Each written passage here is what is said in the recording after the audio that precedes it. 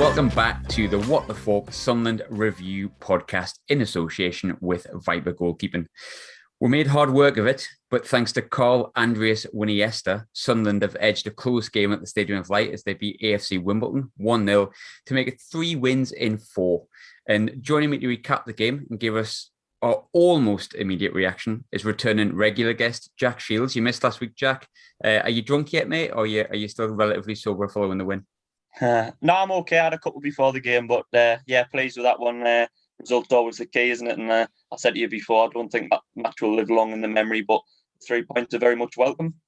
I'll openly admit, when I was looking for questions, I was scratching my head a little bit once I got beyond about one or two of them. It was one of those kind of games that we might forget about in a few weeks, but I'm pleased that we got 3 points from it. But also on the flip side of that, people who've listened to the preview show during the week will know how great of a guest this guy is coming on.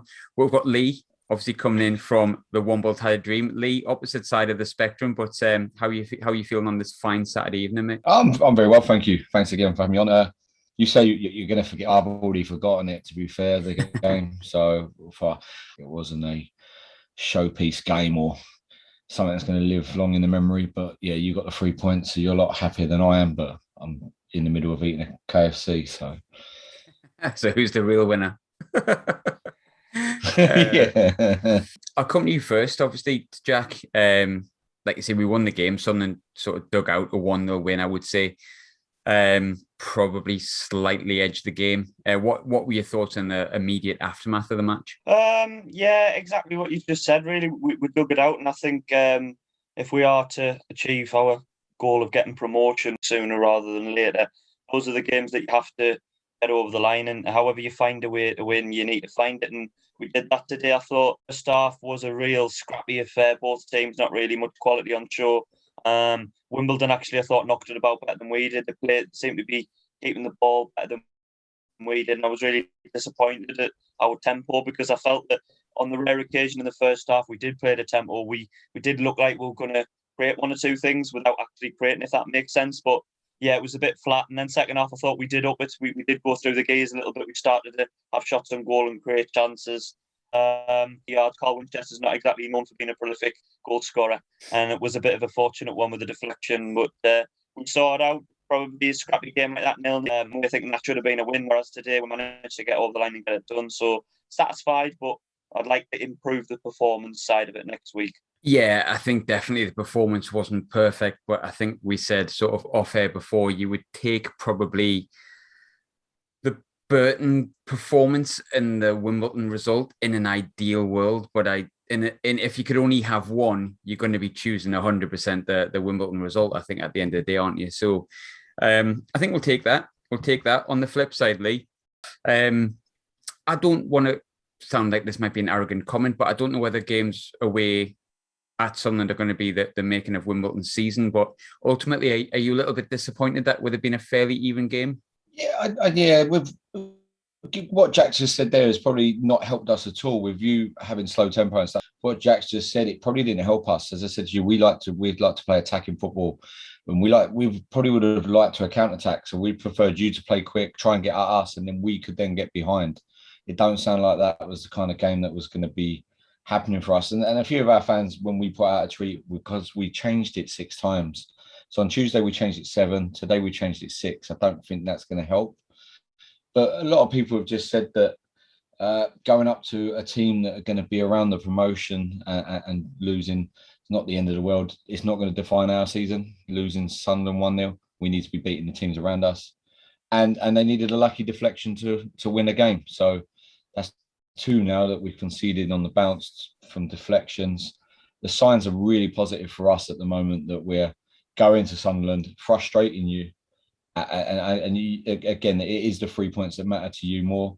But for us at the moment is in League One, is putting these performances together because the 3 points will come for us against the lower league teams like Cambridge, Cheltenham's, the team that we need to beat. But yeah, it was a bit disappointing when the game was so even. But as I said, I don't think the way you played probably helped us. If you had come at us and attacking and quick tempo, I think that probably would have helped us a lot more. And again, another comment a couple of Wimbledon fans have made is that they thought Sunderland were quite an average team, but with 1 or 2 players who can step up and make the difference. Where a lot of teams don't have that. They don't have that 2 or 3 star quality. We're if we have 3 or 4 off, we haven't got that. Where you've got 1 or 2 that will step up and make that difference, which I think was the difference today. I think one of the things that I wanted to speak to you about this, and I was going to ask later on, but I'll bring it up now because you mentioned it there.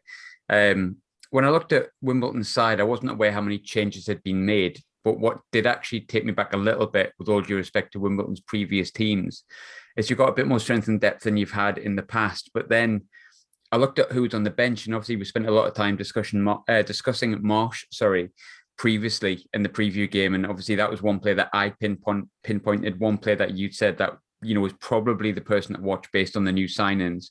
And yet he's put on the bench. And as far as I'm aware, I didn't obviously watch the game, but I think he got man of the match in the Gillingham game. So a lot of changes. What did you make of Robinson's team selection, and particularly the omission of Marsh? The problem, I'm a big Marsh fan, and I have been since we signed him, because I knew he'd done well at Orient beforehand, and he was doing well at Spurs. The problem we've got at the moment is Anthony Hartigan, who started today, was exceptional the week before. Mm-hmm. So he was man of match the weekend before. He's then rested, put Hartigan on the bench, and put Marsh in. Marsh was then excellent. Woodyard's our captain, so he's not going to be dropped. And Robbo's a big fan of Hartigan. He's been for our youth, so he's worked with Robbo previously. The problem we've got at the moment is with our strength and depth, because Gillingham we played really well, so it's hard to drop players. But then the week before that we played really well, and also against Gillingham our subs made big impacts. So where Palmer had started the week before, I wasn't that good. Presley came in, was exceptional. Palmer come off the bench against Gillingham, and again, he was exceptional. He held it up, started today. I think what we have an issue at the moment, which is a great problem to have, is that we've got every single player, I think other than, as I said, one against Gillingham, are playing really well. So out of our 24-man squad, 2 games that we've played, 22 of them have played exceptional in the games that they've played. So we're struggling to pick a team that can just get going, really, and that's the only problem, which is, as I said, it's a great problem to have if you've got 20 players to pick from. On the flip side, Jack, our team had a different look to it as well.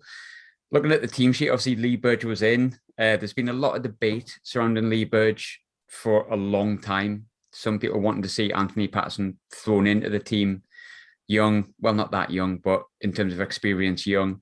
Today he got his chance in the nets, mainly because the fact that Lee Burge, I think, picked up a knock or something in the warm-up.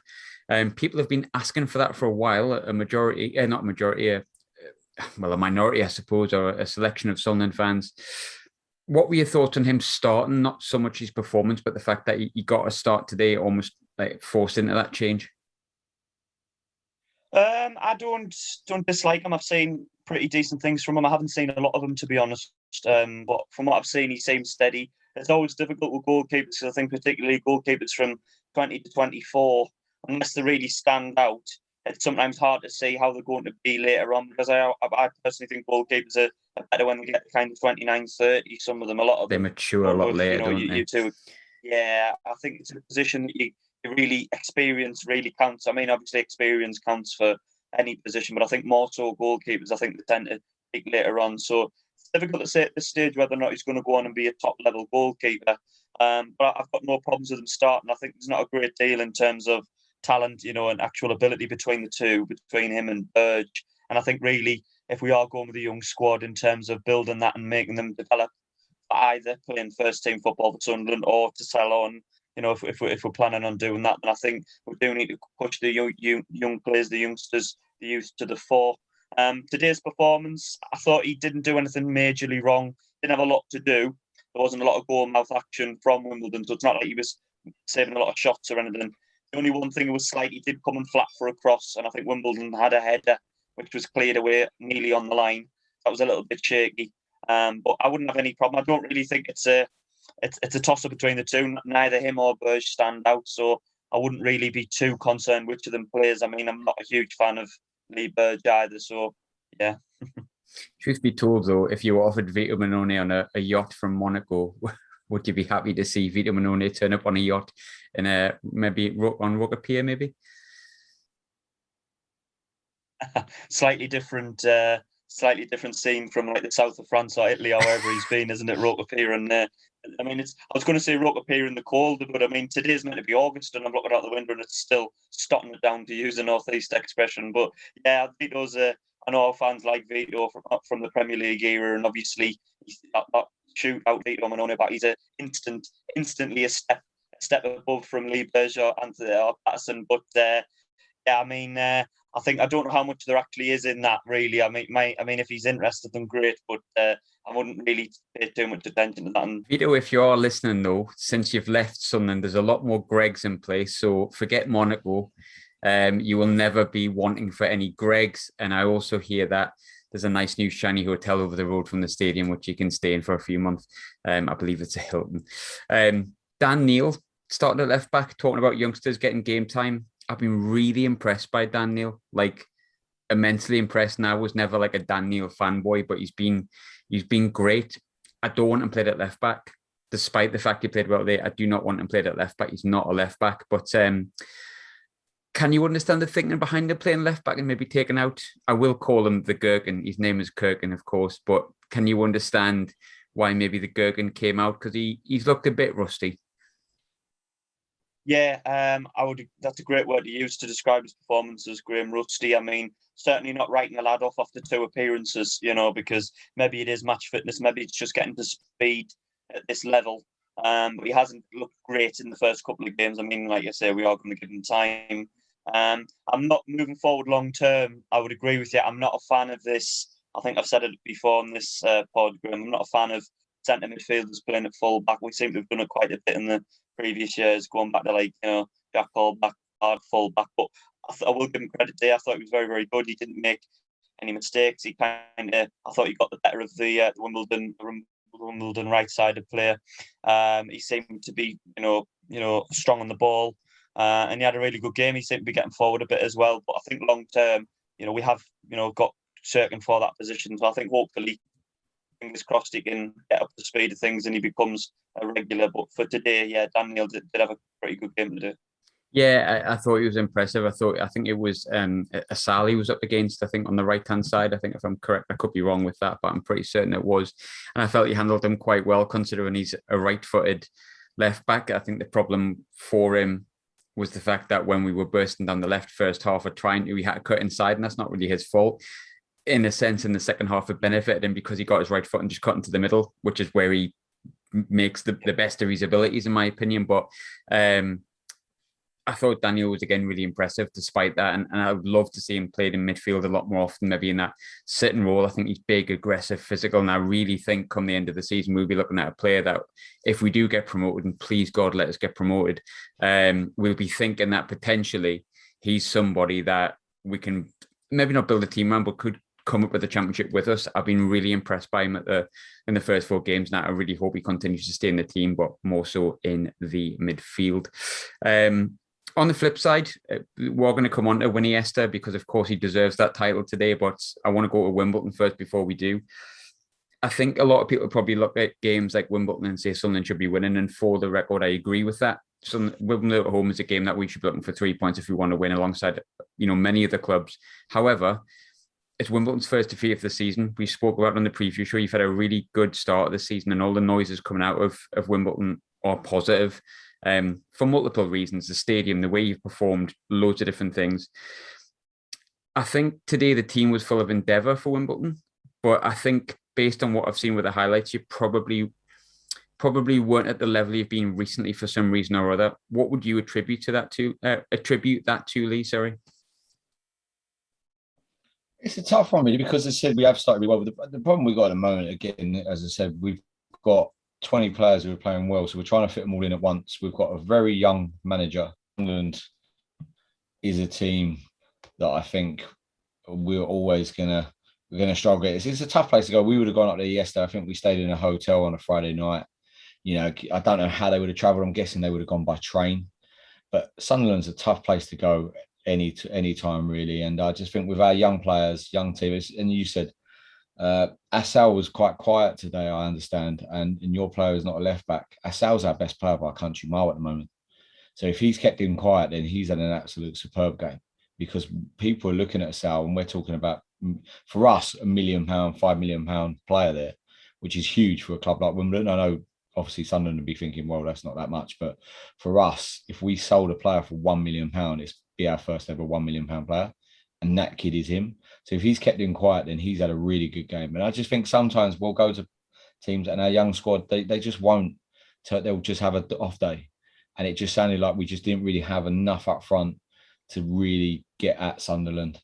And as I said, I think if we had come away with a 0-0, I think both teams would have not been too, like, I know you'd have been upset with 0-0, but you couldn't have really said, well, that's harsh on Sunderland. But yeah, it is what it is. I said we've got a very tough couple of games coming up. We had Jude today, Ipswich Saturday, and then we play Oxford. So that will be our making of where we are in this league and where we can continue to be. One player that surprised me in probably a negative fashion today was Ollie Palmer. Watched him a little bit. I don't watch him every week. You do, of course, Lee. But I expected a big physical guy that would be knocking sort of our 17-year-old centre-back out the way a little bit, as good as he is, or at least trying to impose himself. And a lot of the time today, he ended up on his backside. Is that usual Ollie Palmer kind of League One, as we will call it, shithousery, trying to win free kicks, or is that not really his game? Because I was expecting a bit more from him today, to be honest. At the moment, it seems to be his game. He's struggling this season, in my eyes, and I think a few Wimbledon fans' eyes. He suffered with injuries big time last season, and it looks like he's still suffering from a little bit. He still looks a bit, for me, overweight. He looks slow. His game is crosses into the box. So if we're not getting crosses in, he literally is just, you might as well not have him there, really. I also think he would suit two up front, because he's doing all he has not got the legs now to chase around with. The draw against Gillingham hurts more than today, because we had that game sewn up, and then you can go to Sunderland and drop points. It's not the end of the world, but it is what it is. Yeah, absolutely.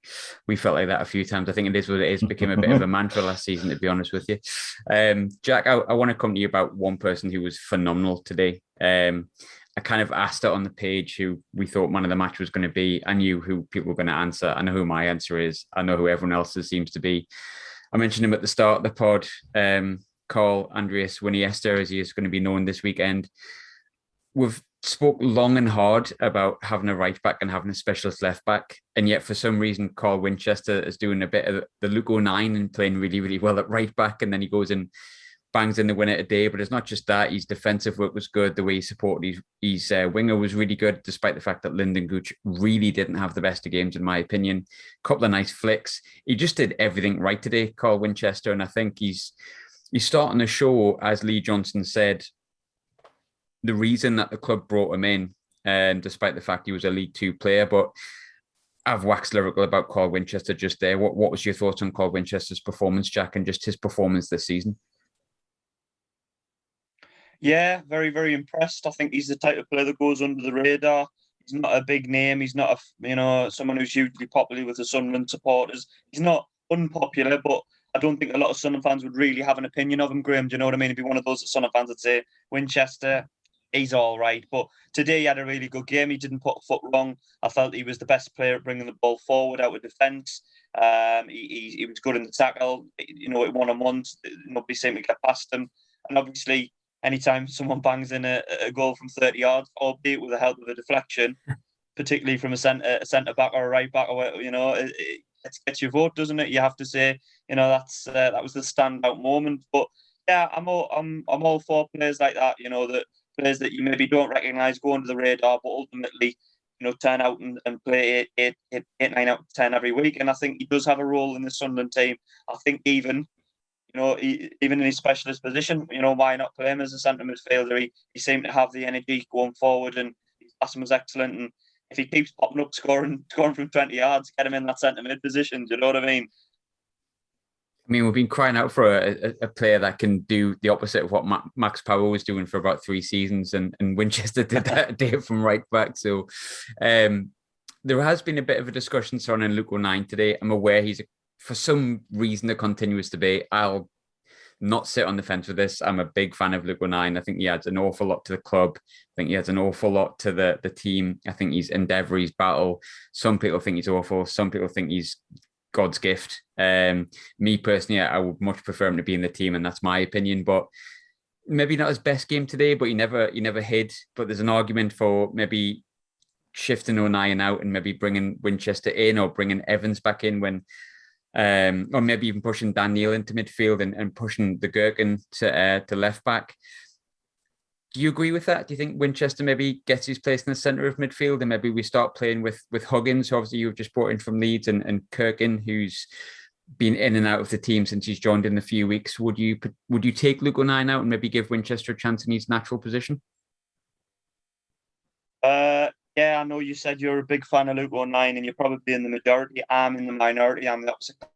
I'm not a huge Luke O'Nien fan. I get the fans like him, they love his passion and they love his attitude towards playing, but I don't see what he offers to the team a lot. And I think today people will say he had a poor game, but I tend to think he has, more of them than maybe some fans give him credit for. I think his application and desire, I could never fault him. I couldn't say he's a lad that doesn't try. I couldn't say he's a lad that doesn't apply himself. But in terms of his technical ability and what he actually brings to the team, and I'm struggling that, he's not a passer really, is he? He's not a goal scorer. He's not a great tackler. Sometimes I think he loses his discipline a bit. And today there was a situation, Graham, whereby he would have brought a lad down. Luckily, they played the advantage and we managed to get it back. But if that hadn't been played, I think Luke O'Nien might have been in a spot of bother because there was a lad running through and he basically rugby tackles me, puts both his arms on him. And I think Luke O'Nien's his strength seem to be as a squad player. He will fill in at any position. He's capable to play 3 or 4 positions. And I think in terms of him dipping in and out of the first team and playing a range of roles, then fine. But I would argue Luke O'Nien's not a regular starter for Sunderland. And I think for where we are and where we want to go, I don't think Luke O'Nien offers enough to be playing 40 games a season for us. And I think now that we do have the option of maybe a Carl Winchester or a Corey Evans or maybe 1 or 2 others if we get someone else in, I would say Luke O'Nien's maybe not going to be guaranteed to get his position every week, Graham. And I think if Winchester plays like that today, he's got to be moved into centre midfield when he can, and we get the right back position sorted. In an ideal world, who's with everyone fit on current form this season, which is 5 games if you include the cup games, who's your midfield 3 for Sunderland? Winchester. Well, you'd probably go Winchester, Corey Evans, and then maybe Pritchard. Pritchard a bit slightly further forward. I don't know. Maybe, is it like Daniel, a kind of Daniel fanboy here? Yeah, maybe Neil. I don't know. It's a difficult one. I mean, Daniel's playing solid at fullback today, didn't he? So does he get a game now? Did you start checking? I mean, yeah, I would probably say that the 3 that I've mentioned. But I mean, one thing I do need to speak about, probably on a Sunderland perspective, is Aiden McGeady. Obviously, I spoke to Lee during the week. I spoke to the team that Lee probably doesn't like the week previously. And we spoke to the Wigan fan in the first game of the season. And when you say which player you're most worried about, the first name on the lips is Aiden McGeady for very, very, very obvious reasons. And if I was shoes on the other foot, I would probably say the same. I think, in my opinion, McGeady on form is the best player in this league far and wide in terms of genuine, unadulterated talent. However, we've managed to rest him against Wigan. We've managed to rest him against MK Dons and take him off with 20 minutes to go. He was really frustrating at Burton. He was probably even worse today, if I'm honest. It's not like Aiden McGeady to be out of form, in my opinion, not since we've dropped down to League One. What are your thoughts on that McGeady situation at the minute? Where do you think his form's lacking and why? I think he has been off colour. I completely agree. I think his first touch, which is usually phenomenal, has not been great. He has made a couple of individual errors, which you would never associate with him.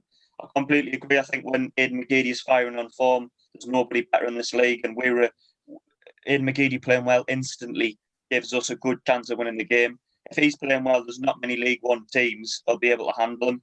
And I do think he's off colour. I'm hoping it is just form. I'm hoping it's not the start of a gradual decline based upon his age. And I'm hoping it's just form. I don't know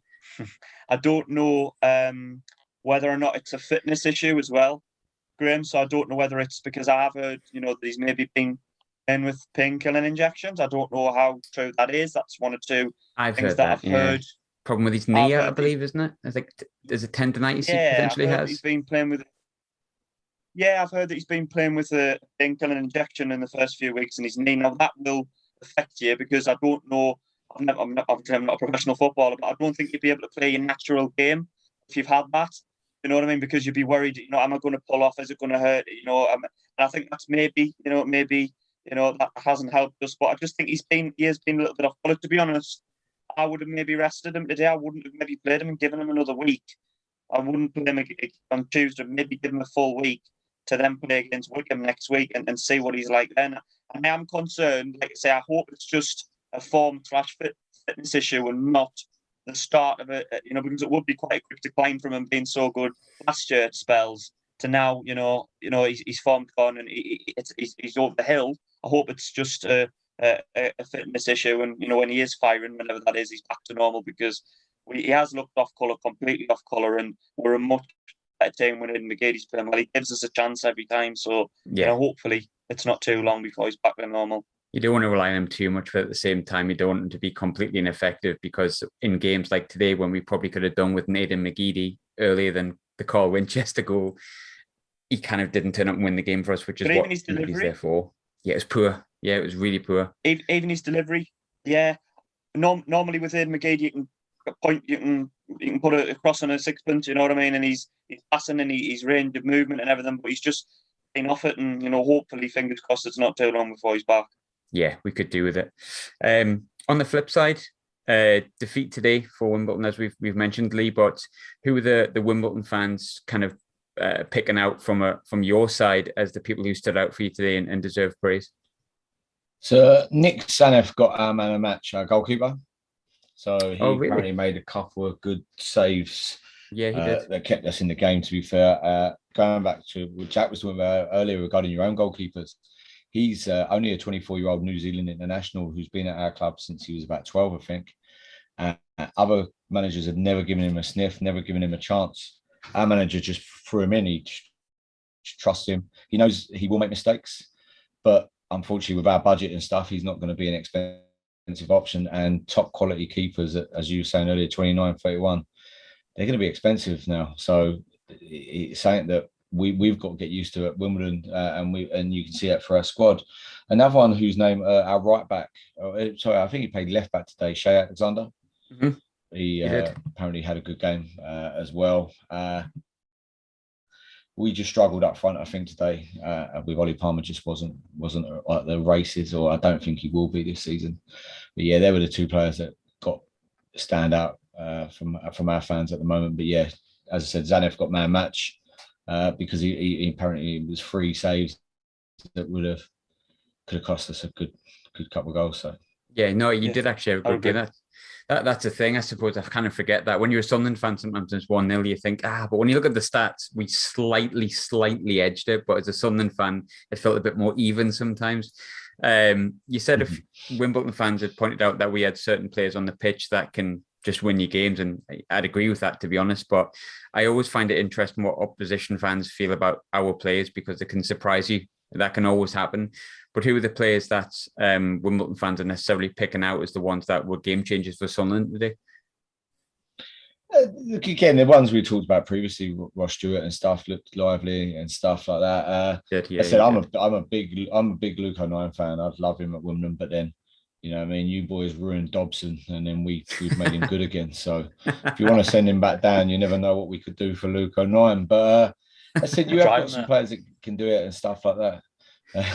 But my worry would be if I'll flip it on you boys and ask you a question regarding Sunderland going forward is I look at your striking options and think if Ross Stewart gets injured, you've got that young kid from Everton. I don't know if he's only scored 2 goals, I think, in his whole career. And if you lose Ross Stewart, and you said Aiden McGeady ain't really firing at the moment, if I was a Sunderland fan, I said I don't think you're going to have enough to go up this year, which I really hope is wrong because I'd love Sunderland to be back where they belong. They deserve to be in the Championship, at least the Premiership, no doubt. But where are you going to score goals from if Ross Stewart is unfortunately out of it? What I try to do is I try to pull that out of my own mind and forget that that might happen. But I think it's a fair point. I think because our backup striker will be Will Grigg, who apparently was in Nando's today before the game. He was. And like when he really should probably have been at the stadium watching the game for now.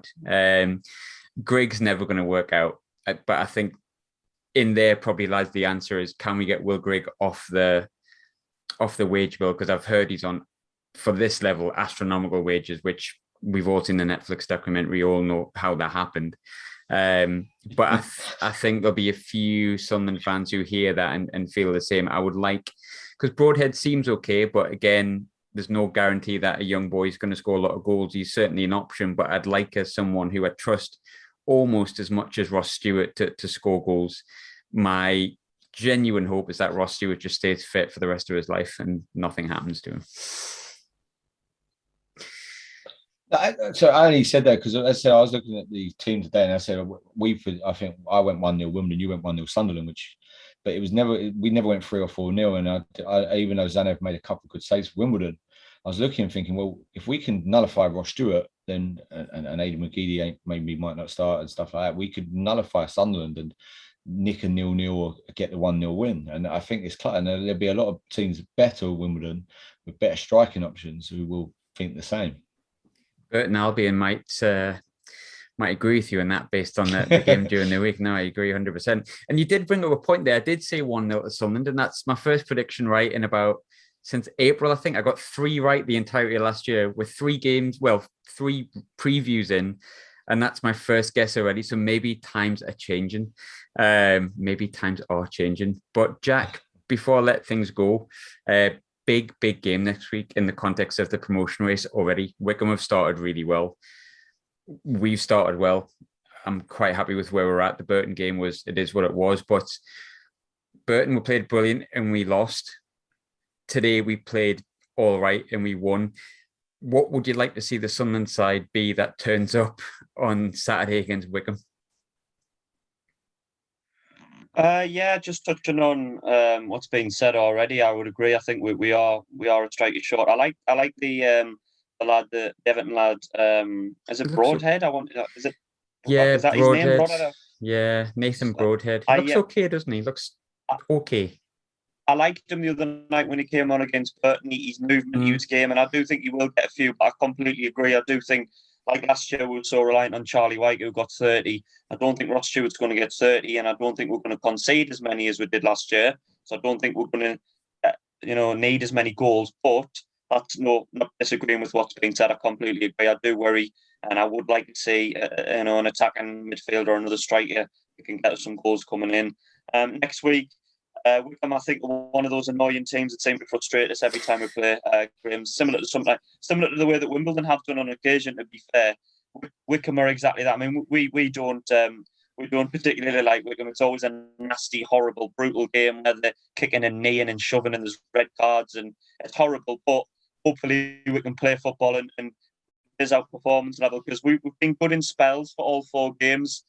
Wimbledon today, Burton, MK Dons and Wigan. We have been good in spells, but we haven't really seen a complete performance where from start to finish you say, yes, Sunderland were at it today, we deserved it. And hopefully that comes with time, hopefully with the players getting to know each other a bit better and the style of play developing, fitness comes into it, and we might see a full performance.